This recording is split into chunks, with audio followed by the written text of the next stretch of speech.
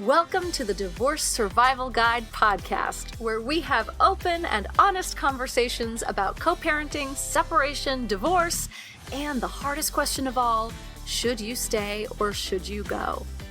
I'm Kate Anthony, your divorce survival guide, and I'm here to help you navigate some of the roughest waters you've ever swum in and answer some of your toughest questions.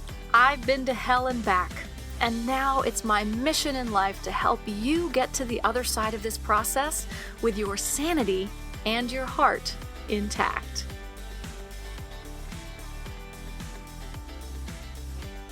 Hey everyone, welcome back.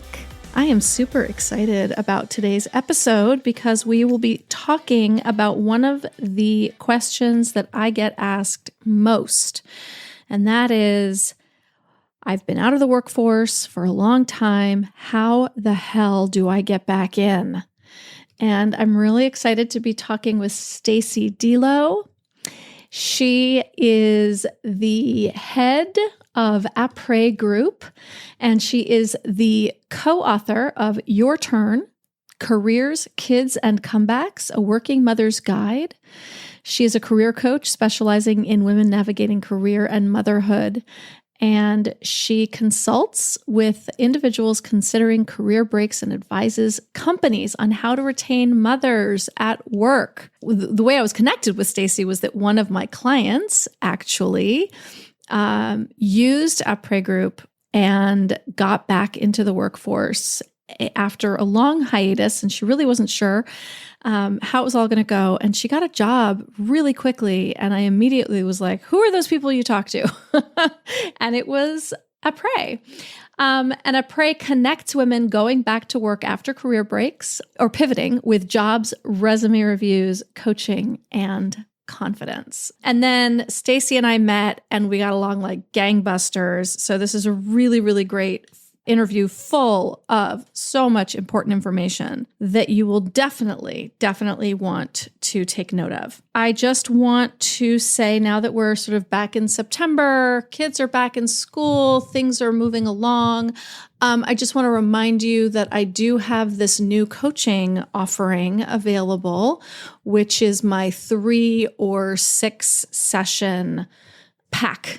I think I've told you that, one of the reasons I decided to do this was that, not everyone can afford a full-blown premium coaching package like I usually offer. And so this is an option for you to get focused strategy sessions, either 3 or 6 sessions. All you have to do is fill out a questionnaire, and I will recommend, which I think is best for you, 3 or 6. But of course, it is your choice in the end how many you end up booking. But if you go to kateanthony.com/apply, you'll find the questionnaire, and you can just fill that out right on my website, and we will get back to you as soon as possible. So these sessions can help you develop a long-term divorce strategy. We can prepare you to work effectively with your attorney and potentially save thousands of dollars, usually save thousands of dollars. We can plan for all the difficult conversations that you have ahead of you. If you're still struggling with the decision to stay or go, we can figure that out once and for all. So many more things. These sessions are a perfect way to gain clarity and direction without feeling overwhelmed. And again, go to kateanthony.com/apply and you will come to the questionnaire and we'll get you rocking and rolling right away. But for now, we are going to listen into my conversation with Stacey Delo. Stacey, thank you so much for coming on and talking to us all things women reentering the workforce. I'm really excited for this conversation. Well, it's an absolute pleasure. I was telling you that I went down a deep dive on your website, and I just need to thank you for being such a fierce advocate and protector of women. The work that you're doing is so important, and we know that firsthand at Après, given the number of women that we work with who are going through divorce. It really struck me, some of the things that you write about in terms of the constructs that women live in their marriages, maybe if we want to go down the path of patriarchy and all those things. Always, Stacey. I always want to go down that path. put us in these places sometimes. And it's very similar to what happens to women in the workplace as well. So I'm really excited to be here to talk with you as well.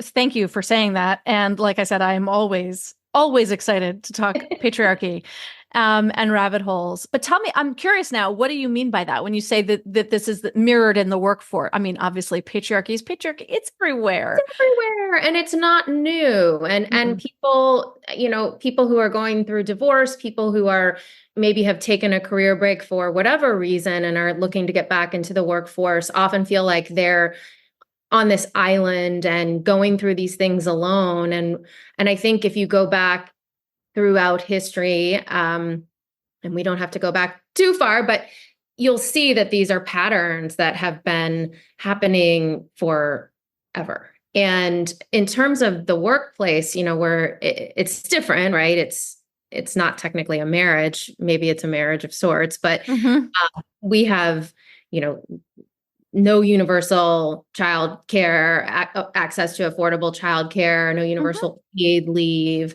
prior to it taking a global health crisis to push employers to offer different work models, right? We've historically not had access to very flexible work structures. And even now, coming, out of the pandemic now for a couple of years, we're seeing the challenge that the new world creates for women. It's really helpful on one hand to be at home and be able to work and take care of young children potentially, but it's also very distracting. And then the work is kind of never done because you're still the mom at home and you still are beholden to your employer. And then as workplaces demand that women go back or people go back into the workplace, that's creating a whole nother ball of wax, whatever you want to call it. I'm not sure what term I'm looking for there, but a whole nother set of issues that people need to contend with. And so all of this is to say that the main thing that someone can do for themselves in both of these situations is to really cut themselves some slack, because a lot of times it's the structures around them that have also contributed to where they are now. It's so true. I mean, I know that in the pandemic, there was something like, wasn't there something like 5 million women sort of had left the workforce because they, again, patriarchy, right? It's like, oh, well, since there is a gender pay gap, if we make less money, then we're going to be the ones that are kind of forced out to make that choice about, okay, I guess I have to take care of, the kids in Zoom school. But also what I saw too, in a lot of marriages, there was just this sort of assumption that the man's work was more important. I heard numerous stories from just women in my local moms groups, right, who were like, so he just walked into his bedroom and said he had a meeting and closed the door. And I have a meeting too, but I guess mine is less important, right? And so we were sort of pushed out in that way. Absolutely. Absolutely. And that had happened even prior to the pandemic, right? Sure. So, yeah, right. We have a generation here where more women receive more college degrees, more graduate degrees than men, and they have since the early 1980s. As women started having children later in life, they had more time to build a career prior to having that child. And then in many of those cases, they had married somebody with an equally powerful job. And so when it came time to, when it's like the shit hits the fan, and you realize that, oh, I've got little people in the house that need to be taken care of. Oh, childcare is extremely expensive. Oh, the daycare closes at 6 and I've got my last meeting at 5:15 and I'm not going to be able to make it across town before 6. These things, or somebody gets, somebody's ill and needs to stay home. It's like the woman is the one that picks up the slack. And in many of those cases, it's the woman that leaves their job. And not having universal childcare is such a huge piece of that, because you find that, oh, childcare basically costs my paycheck, Yeah. or, or something close to it. And so maybe, do I want someone else raising my kids when it's actually there's no cost benefit to us as a family? I mean, yeah. Well, and then there's also, we work with women where it's clearly part of the culture of the family that the mom will not work. Yeah. And I've worked with a number of women where that was the case. They were highly educated, and then something happens, the marriage falls apart, and they're in the middle there with nothing, they haven't worked, and that's okay. I want to be clear about that. That's okay, because there's Mm-hmm. always a job out there for you. But you are in the midst of something, personally traumatic, and also struggle, needing to likely bring in some income. And so it creates just a flood of panic usually. Sure. And I also want to say, as someone who was a stay-at-home mom, I always say, like, there's nothing wrong with making that decision. That is a choice that many women make. I hope that it was a choice, not just an expectation that you kind of, fell into. And there are real ramifications for having made this choice in this culture. You don't have a 401k. You haven't been investing in your retirement because your spouse was perhaps your retirement plan or whatever. There's not a lot of return on the investment that is made. And that's just a reality, right? That's not a judgment. It's just a reality that many women wake up to when they're getting divorced. There's generally no positive feedback. Yeah, right. There's no review at the end of the quarter. You're right. And anyone who's been on any kind of a career break, regardless of how they got there, really should take stock of the fact that being with your children has tons of value, and it has value in the workplace. Yes. Because it adds to, what we call sort of the soft skills, which are in high demand these days. Employers know that it's very, very difficult to teach people empathy. It's difficult to teach strong communication skills, executive function skills, things that you practice as a parent on a daily basis, in running a household and in managing things, really can, conflict resolution, problem solving, all these things are very difficult to teach someone, but they're learned in parenting.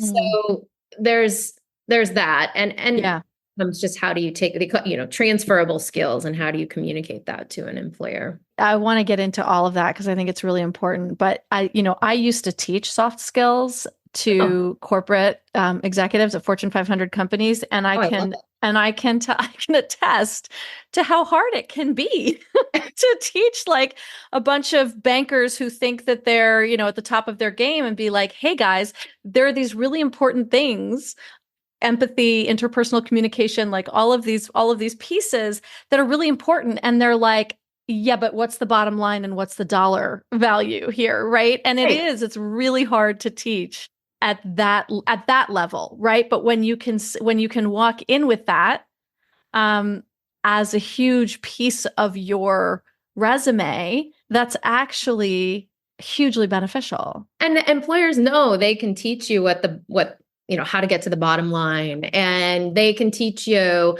how to make the widgets and the business. They know that they can teach you the business, but it's the pieces that make you human and that make workplaces function that they really struggle with. So this is a real value that anyone who's been on a career break needs to write down all of those things that they've done on this, it's almost like it's not a career, it's not a break. It's a break from the workforce, perhaps. We're going to take a quick break. And on the other side of the break, I want to talk more about these sort of how to list these as core competencies that are actually relevant to a resume in corporate America, as opposed to like, I sat with my kids and, Right. So we will be Okay. right back and we will talk about that on the other side. We are back. All right. So before the break, we were talking about sort of these core competencies of empathy and the soft skills that perhaps are actually really, really valuable in the workforce. One of the things I wanted to say is that, like I said, I used to teach this at investment banks and stuff. And I remember hearing the, CEO, I think it was, of Citibank saying to their group of recent graduates from B school, they were coming in as, I think they were new associates or new VPs, actually. These were just new VPs, saying, listen, when we had the financial crisis and the crash of 2008, everyone had to take a look at what was missing. And this is what was missing. So you may think, right, empathy was missing, interpersonal skills were missing. So these are the things you may think that this is not relevant to your growth, as a banker. But let me tell you that your skills, your hard skills, everything you learned in B school, all those things will get you to a certain point. The thing that's going to get you above that is going to be these soft skills, the relationships, all of those things. So this stuff is really important. I You got love the that. CEO of Citibank saying, hey guys, when you go into this, pay attention. So I just wanted to sort of highlight how important this stuff is. So how do you, like when you have a woman who is a stay-at-home mom who comes to you and says, I don't know how to put together a resume that looks like anything anybody really wants to hire me for, or I don't even Sure. know who I am now or what I want to do now. I think Yeah. you said something, you talk about what is it your turn to do? And I Right. love that Thank you. because we're not the same as we were before. No. And you have what I love about the concept of your turn. And I tell people that we work with to like stomp their foot and say it out loud, put it, write it. I'm a big like write it down and put it somewhere where you can see it. It is my turn. It is your turn. Like say it out loud, stomp your foot while you say it, because often, and particularly women fall into this, they've put everybody else before themselves. That's And when you're out of the workforce, your confidence plummets. And it happens really in that first year. And this happens across the board with people who've been lawyers, investment bankers, people with PhDs.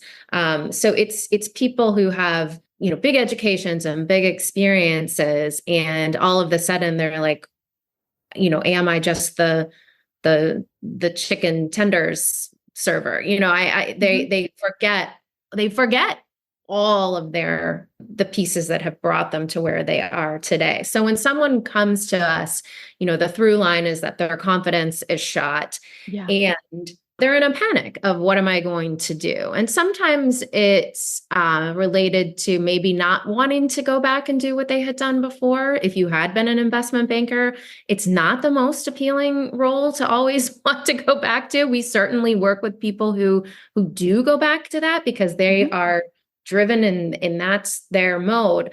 But others are, and we get a lot of ex-lawyers, people who were lawyers and don't want to go back into the legal field. And so, we start to try to stitch the pieces. And that's what we do in our coaching sessions is we really try to pull out what are the things that you do, what are the things that you've done, what are the things that you currently do, and what are the things that you want to do. And we have a pretty, specific set of steps that we help people walk through. But one of the first ones that anyone can do is you have to really sit in the moment of building the confidence before you even think about moving and talking to people about what you might want to do.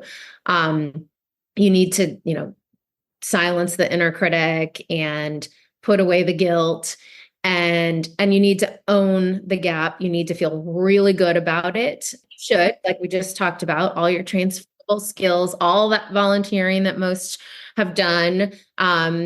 if you are volunteer, if you're on a break now, or, you're not in the workforce right now and you are volunteering, start to put some numbers around the things that all the fundraising, just try to be a little strategic in some of that volunteering. That's a little bit of an aside, but really work on your confidence, because you won't be able to confidently talk to somebody if you aren't 100% confident inside. Yes. It's so true. And, it's interesting. I think that there has definitely been a culture shift. I hear women say all the time, like, well, how do I explain this break in my resume? How do I explain it? And my response is usually, or as always, do you tell them exactly, I stayed home with my children? Like, Yeah. This is not something And to that's it. It's very, very quick. It's not the full story. It's just, I stayed home with my children.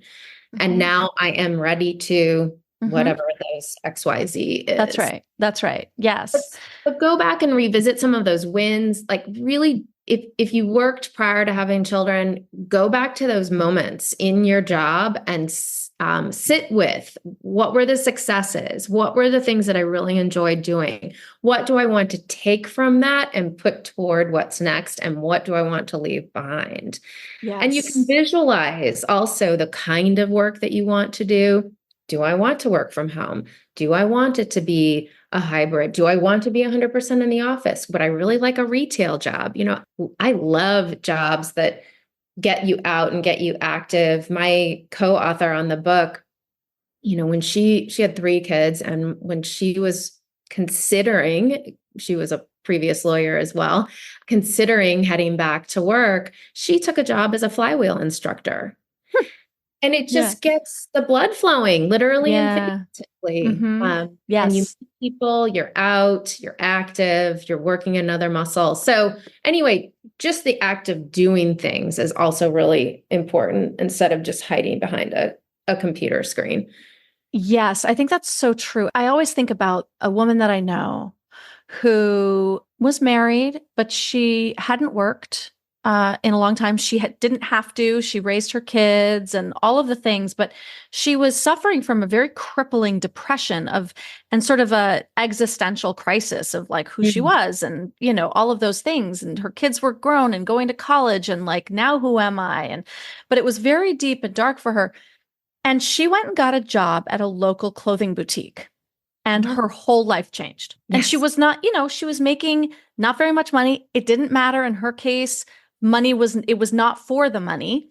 Right. She was like lit up like a Christmas tree every single day. She was so excited to go to work and help women look amazing and, buy things. Happy, with purpose. Right. And there are, agreed. There are times when you need the money, it's a must, you need the benefits. That's right. And that is a different type of job. But in a situation like that, I love those stories. And there are lots of jobs like that. Well, there are. And also I think that work begets work, right? And so, right, if you want something done, ask a busy person. So if you're looking for something bigger and you're looking to get back into the, quote, workforce in a more like career-driven way, even getting a job like this might spurn that a little bit more in you, right? Exactly. And you never know who you'll meet. And that's why building the confidence, which you're doing while you're working, and doing a little bit of the thinking and advance of what you might want to do, so that when you do have that moment of talking to somebody and telling them big picture what you'd like to do, you're ready. I love that. When you're working with women who really don't know anymore, they're like, I have no idea who I am anymore. I don't know what I want to do. Tell me a little bit about the process of helping them figure that out. Well, what I believe I know to be true is that everybody actually does know who they are, and that they have let it go. They have just bottled it up somewhere inside and pushed it aside.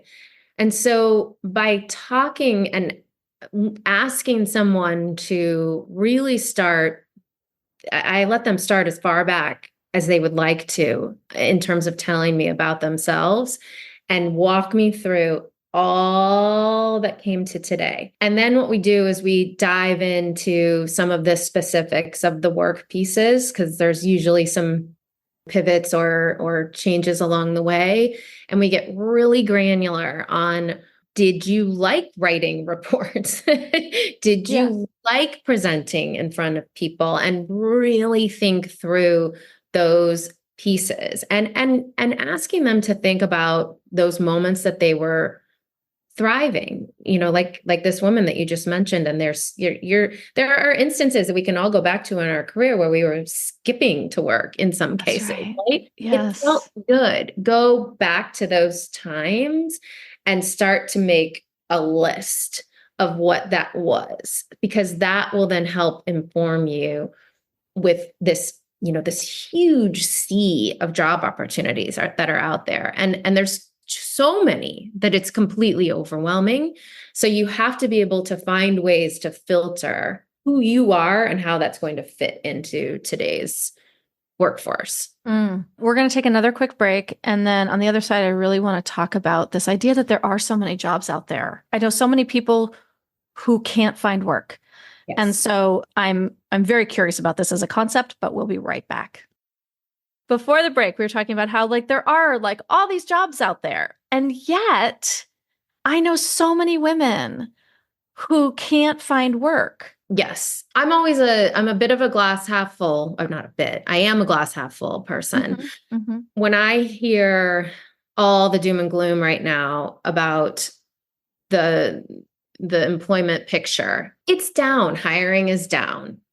People are still getting laid off. There's still some shakeout, if you want to say, happening. Yeah. But from a historical perspective, unemployment is still pretty low. Just because hiring is down doesn't mean that hiring isn't happening. It is happening. There are still close to 8 million job openings across the United States. Wow. Now, it doesn't mean that it makes it simple to get a job. And you kind of have to buckle up for the process, because I do think that one thing that's really changed since I entered the workforce, where you could talk to someone and say, I think I could be good at this. I think I could be good at that. And they would make these connections like, oh, you should do this. You should do this. Go talk to Jerry. It's not like that in the marketplace, in my opinion, right now. You really need to be, there are so many job titles. There are so many different types of jobs. And you really need to be able to pin yourself into at least a bucket of job titles, let's say. And if you're often when someone comes to me and they say, I'm having no luck, I'm sending my resume out, and I'll say, well, what are you sending your resume out to? And it will range from everything from editor of a newsletter to executive assistant to project manager. And they're in completely different areas of focus. They're completely different job titles. There's no cohesiveness to the types of companies. And so you really, to me, the strategy is to get really specific. I want to work for a company that has under 500 people, that focuses on climate tech or something with sustainability. And then you just really dig in and kind of commit to those, focusing that way, as opposed to boiling the ocean and scrolling on LinkedIn, because LinkedIn is a blessing and a curse. It's a wonderful tool. And you should be building your network there. But looking at the job recs, it can be mind-boggling. Yeah. People think, well, I'll just cast a wide net because something will get caught, because I'm desperate for a job. And what you're saying is cast a much narrower, smaller net, and it might take longer, right? So you're investing. It's sort of like job searching becomes the job for a while. Yes, absolutely. And you have to get away from fear of rejection. I like to call it deal flow. Like, you have to just constantly be putting yourself out there in order to, close a sale, let's say. It's a similar concept, and some are going to hit and some are not. And you can't take it personally, and you have to keep that. That's why it goes back to the confidence. You have to keep the confidence high. And it depends. Sometimes it's really quick for people. Sometimes when they come to us, they've identified a job that they're excited about, and then we can really help them position their information and story and materials toward that position. And oftentimes in those cases, people get hired really quickly. But if you're really swimming in what it is that you want to do, you have to do the work first to get clear on that. Okay. And then you have to really understand that it's going to take months, let's say 6 months. Wow. Yeah. And this is what you guys do, right? This is what at Après, this is what you do. You help because, I know that for me and for my clients, they're like, I don't know how to do a resume anymore. I don't know what they want anymore. I don't know of a cover letter. I mean, cover letters in themselves, it's like every single time you are applying for a job, you have to come up with this. Right. I know. It can be so overwhelming. Well, here's a dirty little secret that half the time hiring managers don't even read the cover letter. Great. Yeah. They're looking at the resume. Because when I was looking for jobs, I don't know, however many years ago, they were saying like the cover letter is everything. Like they're not going to look at your resume if the cover letter isn't good. But you're saying mostly now they're bypassing that to get to the meat. Sometimes they require it. Sometimes smaller businesses in particular really want to see it. The big guys, less. Sure. Okay. And one thing to keep in mind for anyone that's in this zone is there are return to work programs that companies offer. And it's kind of, they often call them returnships.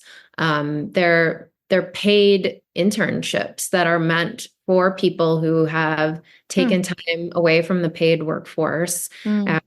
Usually it's women and either veterans or military spouses kind of thing that the programs are designed for, but they can be anywhere from 12 to 16 weeks. And they're a nice sort of soft landing. They don't guarantee employment at the end, and they run at certain times. So it has to really like fit for you. They don't work for everybody. If you were in finance and you wanted to get back into the finance world, most of the major banks run them, tech companies run them. So if you have an engineering, or anyone listening, if you have an engineering background, they're looking for you. They want you. Oh, wow. Even if you've taken a break. Okay. So, we've been talking a lot about like, you got to have the confidence, you got to build confidence, and you've got to quiet the inner critic and blah, blah, blah, blah. Right. And obviously that's work that I do with my clients, but how do you do that with clients? How do you help them build that confidence when they feel beaten down? They feel like, I don't know what to offer. I mean, I think part of this listing of things is really helpful to like see it in black and white, right? Like that can be like, I was a badass, right? Yes. Yeah. Yeah. I mean, one of the best parts of my coaching life is that often at the end of the session, people will say, I feel so good about myself because, and truly what we've done is just talk about them and their experiences. And so that's why I feel like the big message is cut yourself some slack, because none of that has gone away, right? This concept that you step out of the paid workforce and all of those skills and that drive and maybe that passion that you had hasn't gone away. You just gotta, find it again and remember it and start talking about it. Call old colleagues, maybe have coffee or lunch with somebody, call a good friend or someone in your family who can help you put some of those pieces together again to remember, what your strengths are. And then, in terms of thinking about what you want to do, I always tell people to take a week or so, maybe a couple weeks, and just pay attention to the things that you're paying attention to. So if you wake up every morning and you read the real estate section, maybe you're really interested in becoming a realtor. If you find that you're, really turned to things about education or food health and wellness, think about those things pay attention to the things that you're paying attention to, because then you can start to say, oh, there's several apps that help with wellness and well-being. Let me go and see what kind of open roles that they have. And then you can begin to sort of map it to your skill set. One of the things that I love that I used to have my clients do all the time, I used to have them call or email like 5 people that they trust, right? That they know love them, that they know like that they can really trust, and ask them, say, I'm doing this exercise. I'm trying to figure out, what my passions are, who I am now, or whatever it is. Can you give me 5 things? Give me a list of 5 things that make me unique. What's unique and special and awesome about me? Yes. Right. And what you tend to get back are very similar lists, and but also I find stuff that you don't realize about yourself, that's how people see you. Our superpowers tend to be invisible to us because we think everyone has this superpower, but to other people, they're like, no, you have this gift in this area. And it is very unique to you. And you're like, oh, really? Oh, cool. Great. And that's such a great exercise. You should be doing that. I know. I got to bring that one back. Bring that one back. Gaia agrees.